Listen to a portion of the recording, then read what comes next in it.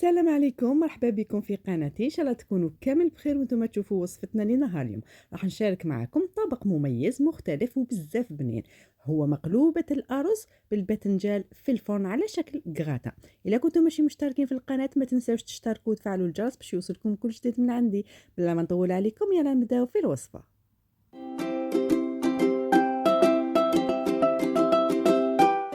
بسم الله، نبداو. اول شيء نقوموا به نحضروا الصوص تاعنا. ناخذ مقلاة نحطوا فيها ملعقة اكل زيت زيتون، ونحطوا فيها بصله مقطعه قطع صغيره كما راكم تشوفوا، ونقليوها ونخلوها تتبال شويه.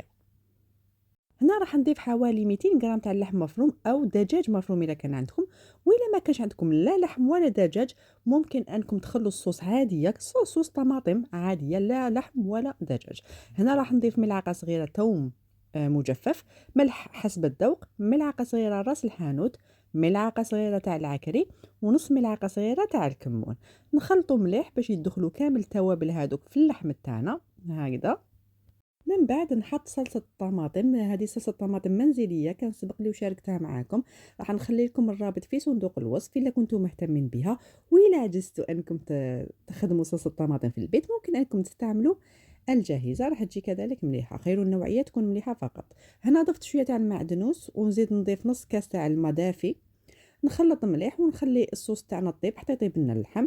غلقوا عليها وخلوها طيب بعقلها ونتركوها جانبا باش نكملوا الطبق تاعنا. الان واش راح ندير؟ حكمت زوج حبات بطاطا كانوا كبار شويه، قطعتهم شرائح رقيقه وراني راح نقليهم هكذا. نقلبهم مليح باش يتحمروا من كامل الجوانب هكذا، وكي تحمرنا راح نحوها.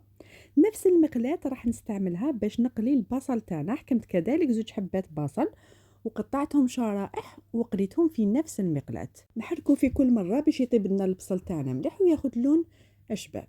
الان واش راح ندير؟ حكمت كذلك حبتين باذنجان وقطعتهم هكا كما تشوفوا شرائح ودرتهم في الفرينه طبعا باش ما يشربناش الزيت بزاف، باش ما يكونش الطبق تاعنا مزيت بزاف. ونقليهم هما تاني هكا حتى يحمروا لنا. هنايا خديت مول يروح للفوق وراح نستف الباذنجان تاعي هو الاول هكذا. من بعد حطيت الأرز تاعي اللي سبق وشاركته معكم، حنخلي لكم الرابط في صندوق الوصف اللي يهمها الأمر، لكن ما راكوش مضطرين أنكم ديروه بالفرميسال.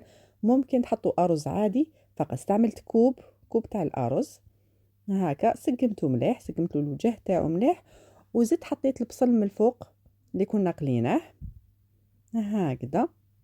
راح يعطي بنة رائعة هذا البصل. من بعد حطيت فلفل حار اللي يحبوه، اللي ما يحبوش ممكن استغناء عليه، يعني ماشي لازم، لكن يعطي يعني ذوق بزاف بنين. هنا راح نزيد نحط البطاطا تاعي اللي كنا قليناها هكذا، نستفها كامل من الفوق، ونزيدو نحطو مع الاخر الصوص تاعنا اللي كنا عملناها باللحم مفروم. ممكن ديروها بالدجاج المفروم ولا كما قلت لكم تستغنوا عن اللحم والدجاج نهائيا، كذلك تجي بنينه. وبما انه غراتا لازم نضيفوا الجبن المبشور من الفوق هكذا، وندخلوه في الفرن باش يتحمر لنا ويتجمر لنا وياخذ اللون الذهبي. وهذا هو الطبق تاعنا بعد ما طاب. شوفوا اللون الشباب اللي خداه ما شاء الله، يجي هايل ويجي بزاف بنين. عن جد نتمنى انكم تجربوا هذه الوصفه وتقولوا لي كيفاش جات معاكم. طبعا لازم نقسم لكم شويه باش تشوفوا كيفاش جا. وكان تشوفوا الارز يبقى حبه على حبه، ما يتعجن ما يلصق ما والو.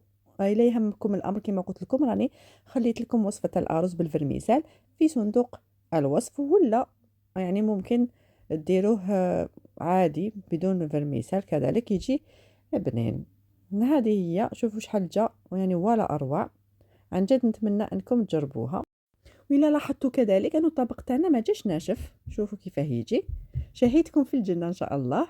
إلا عجبتكم وصفة نهار اليوم ما تنسونيش لايك للفيديو، اشتراك في القناة مع تفعيل الجرس باش يوصلكم كل جديد من عندي، وما تنسوش تشاركوها مع العائلة والأحباب والأصدقاء.